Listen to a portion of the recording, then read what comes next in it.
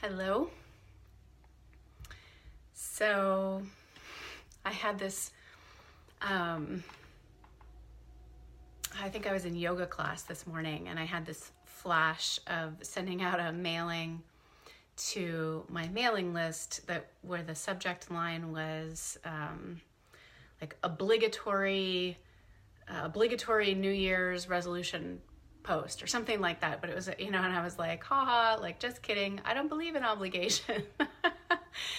But I think what was coming through, hello, nice to see those of you who are joining. And if you can't hear me, just let me know and I'll talk louder.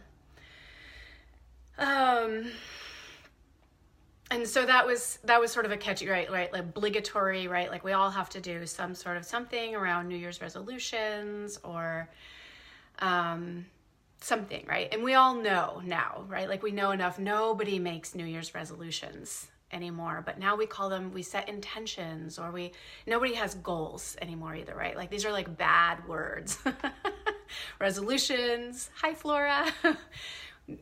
Making resolutions, like we all know, like, oh, but nobody keeps those. So we don't make resolutions anymore. We don't set goals because goals aren't good, but intentions are good, or visioning or who knows what, right? Like it's some new thing, but the driving force behind it, for the most part, is the same. There's some driving force, and I'm not saying it's all bad, but this driving force that wants to be better. So there's I'll say right off the bat, first of all, I believe there's something beautiful, there's something inherent and like natural and good and beautiful in the force in us that wants to be better, that wants to grow. Plants grow, there is something about that we all want to grow. And at the same time, there's like this force behind it too, that often has a feeling of like, I'm gonna grow to get away from where I am right now, or it's like running forward, sort of, right? Like I'm moving forward, but it's so that I don't have to be where I am right now. Hi, Jasmine. And I'll just pause for a second and say, of course, always, anything I say, like if you have a comment on it, put it in there. If you have a question, if you disagree with me, that's all great. And so I'm going to kind of set aside, like, I'm not saying none of this is good, but I wanted to get your attention. Hi, Karen, right? 2018, fuck visioning.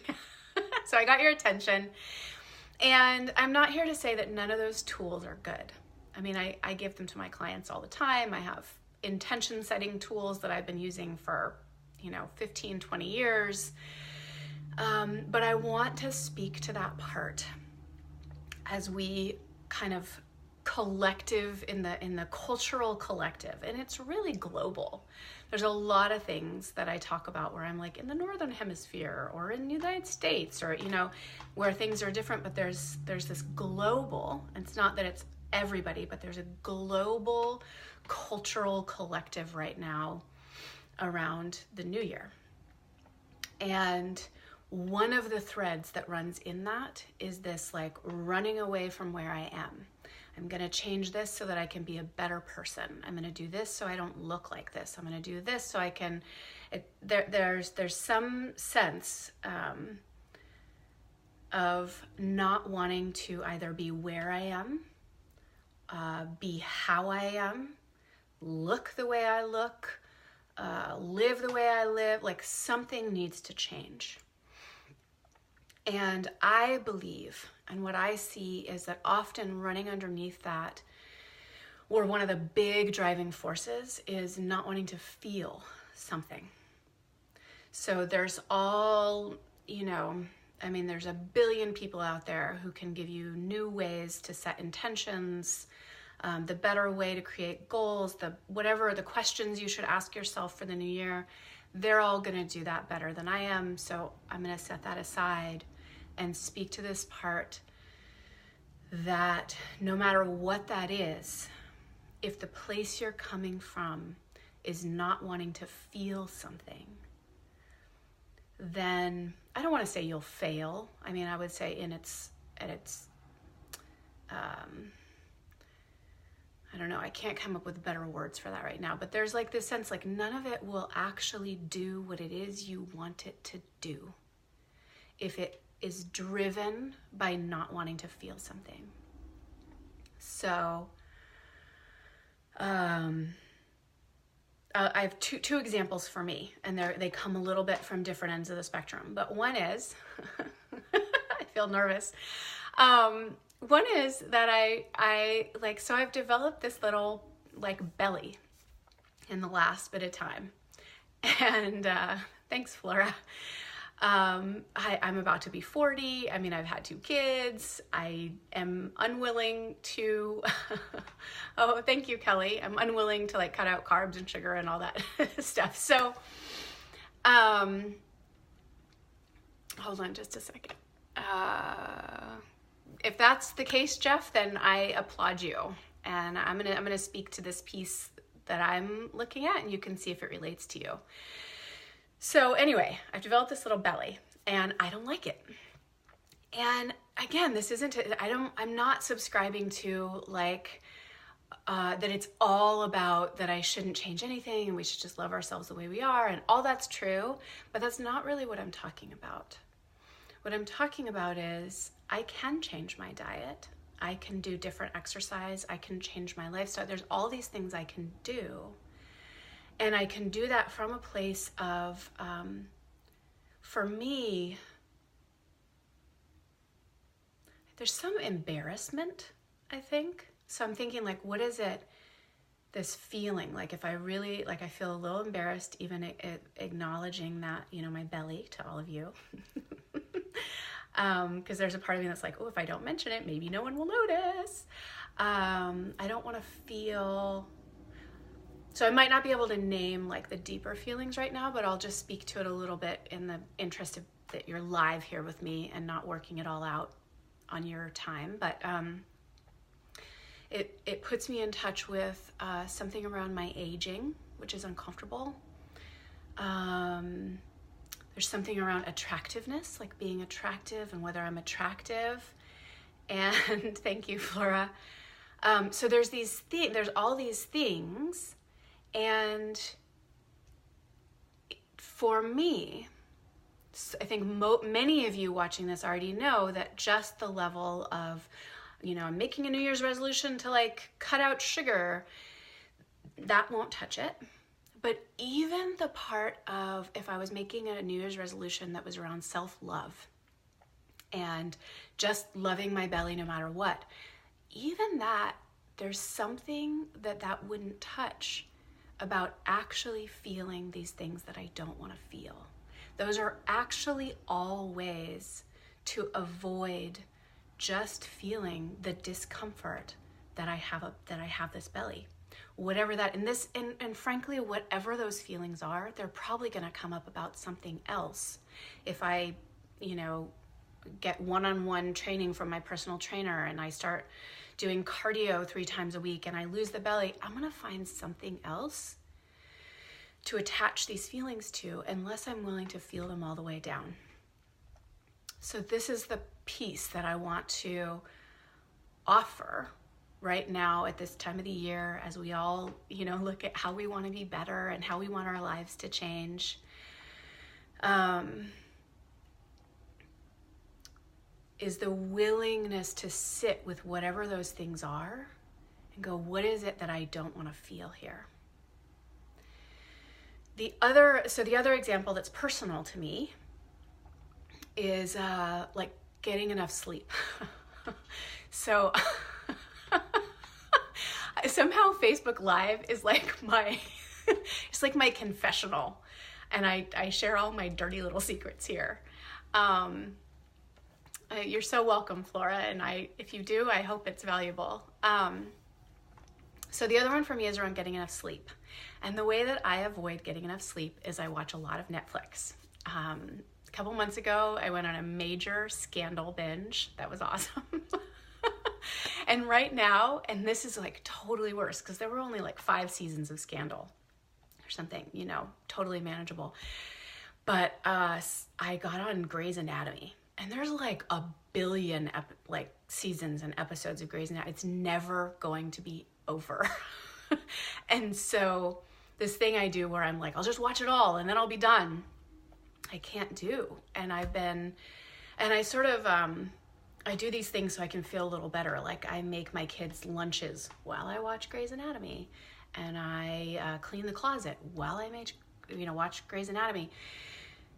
Anyway, that aside, this is sort of irrelevant. The place that I see that I'm impressed, Flora. That must have taken a lot of time.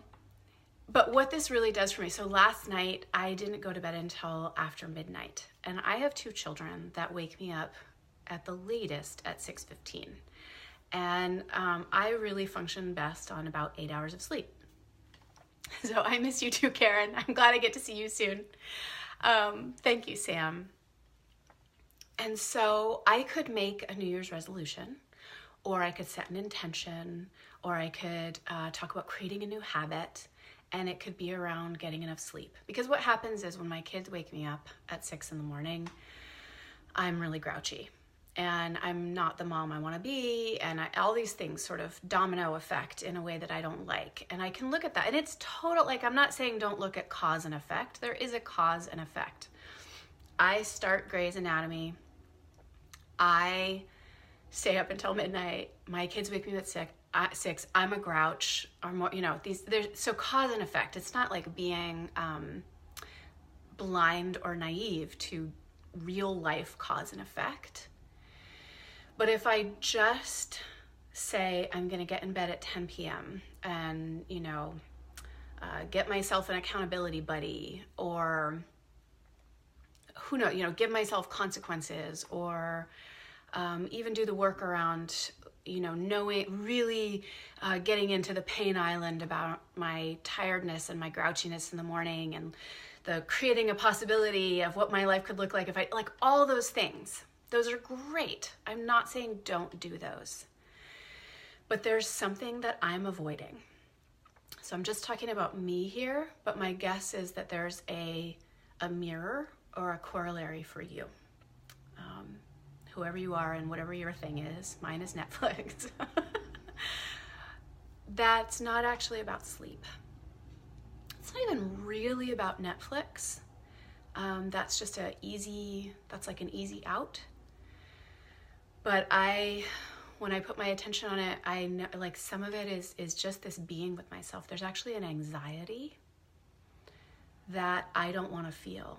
And if I'm really honest, there's a certain loneliness. I spend, not all day. I'm exaggerating. I'm being a little bit facetious here, but there's so many moments throughout the day when I'm like, oh my God, would my kids please just go to sleep? Can we be at the point of the day where it's quiet and my kids are asleep? And then they're asleep, and it's like bliss for 5 minutes.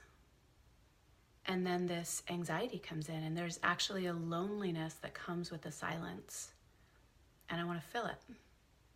And so I can look at the surface level of, I'm filling it with, right now it's Grey's Anatomy. It could be something else. There's healthier ways to fill it, right?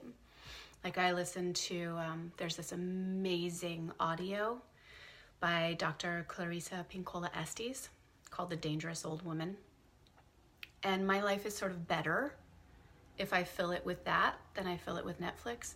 But there's another part that isn't touched by that.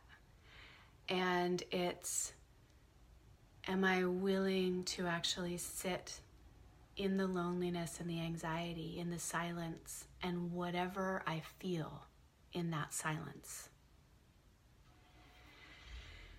And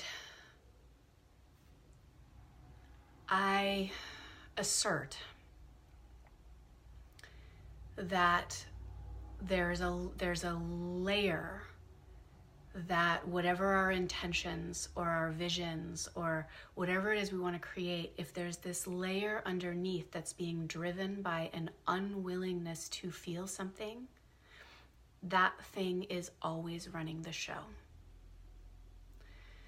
So I'm going to say one last thing, and then I want to check these comments, but So my invitation to each of you as you sit down with your favorite intention setting tool in these next, 3 to 7 days is, as you look at those things, as you look at the habits you want to create, as you look at the habits you want to break, as you look at the relationships you want to build, as you look at all the beautiful things that I totally believe in and I support you 100%, is take some time to look at also underneath this, is there something that I don't want to feel?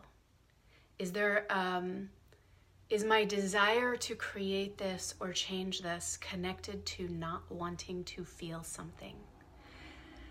And in addition to making all these beautiful intentions and creating new habits, etc., what if you also, what if I also, what if we all actually made a really deep commitment to feeling, to actually going deep into those feelings in 2018 or 2019 or for the rest of our lives?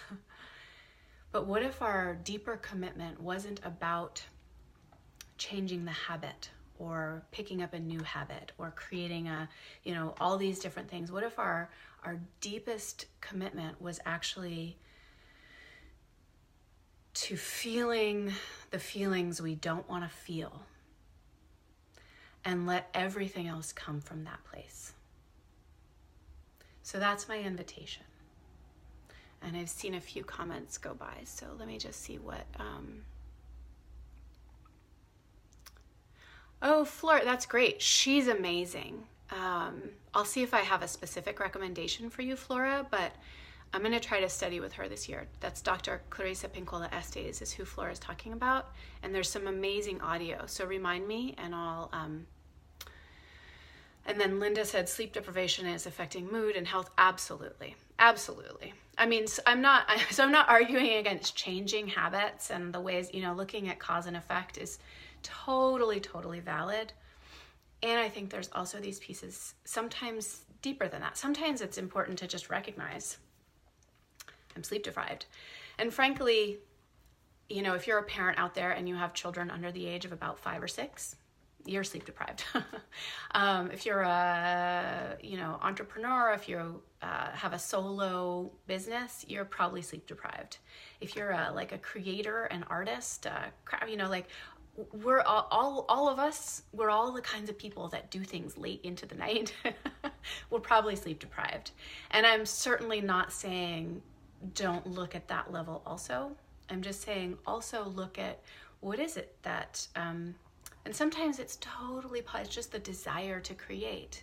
But even the most authentically creative people I know, often there's the true part, and then there's also a part that basically can't sit still, that can't not have, a pair of scissors or some knitting needles or something that's like, I should be creating all the time. That ultimately is what drives the part of us that gets sleep deprived. And so, yes, the worry of the unknown, right? That's of course what you're saying. It's a beautiful one. The darkness, the nighttime, the unknown. I feel that about going to sleep. And so even the more beneficial things, like if I get into bed and I read a book, I feel better than if I stay up watching Netflix. So that's a better option, but I can also feel the part of me that's very similar to what you're saying, Linda, which is like letting go into sleep is it's one of the ultimate acts of trust, actually, in the unknown.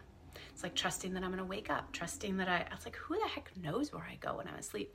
And I will read until I'm holding my eyes open. And part of that is that I don't want to lie in the unknown space. So yes, to exactly what you were saying. And then Flora. Oh, well, thank you. I appreciate that. I appreciate that acknowledgement. And Sam said, I feel that for 2018, feeling the deeper feelings I don't want to feel. Yes, absolutely. I'm just going to check. So I'm going to complete here. Let's see. Amy just said, every night I don't want to go to sleep, so I always fall asleep to TV. Yes. Yes. This is my immediate invitation is around any of these pieces. Most of us, again, this is kind of global at this point, this New Year's, certainly there's Chinese New Year and there's other times of the year. People have different cultural and spiritual traditions, but there's a massive cultural movement right now towards New Year's is January 1st. And so even those of us who might have different spiritual traditions often feel that and get caught in it. So I'm going to offer this regardless, which is as you're taking stock, as you're looking at your life, often we have a tendency to come from the outside in.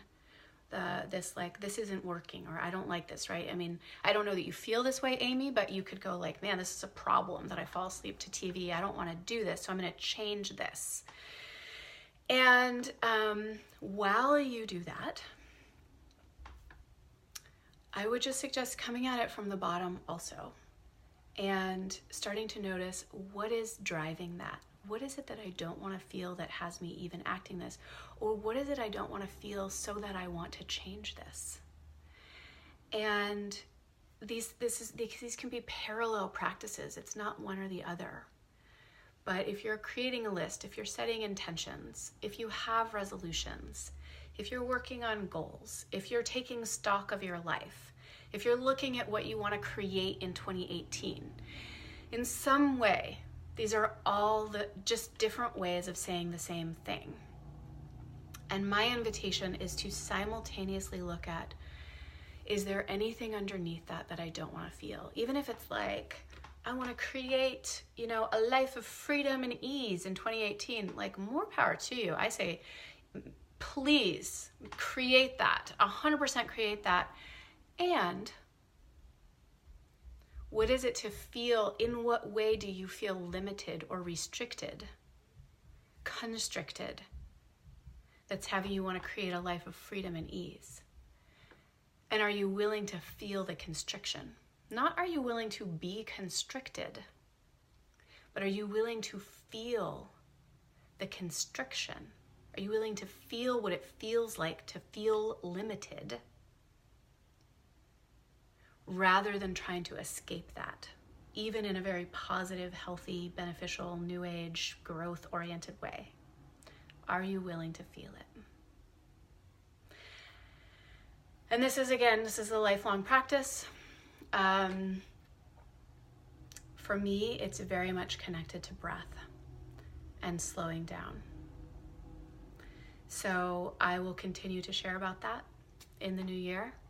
Lots of practices around breath, lots of practices around slowing down, lots of practices in finding those things from the inside out rather than the outside in. But for right now, I want to leave it at this place of looking at what's underneath, and especially the things that we most don't want to feel. So thank you. It was really a pleasure to be with those of you who were here to witness my confessional, as it were. And I appreciate all of those who might be listening to the replay when that's posted. I wish for you everything that you long for in 2018 and beyond, however you get there. Whatever beauty and freedom and ease and bliss and joy, I wish all of it for you. And I love you. Have a wonderful day.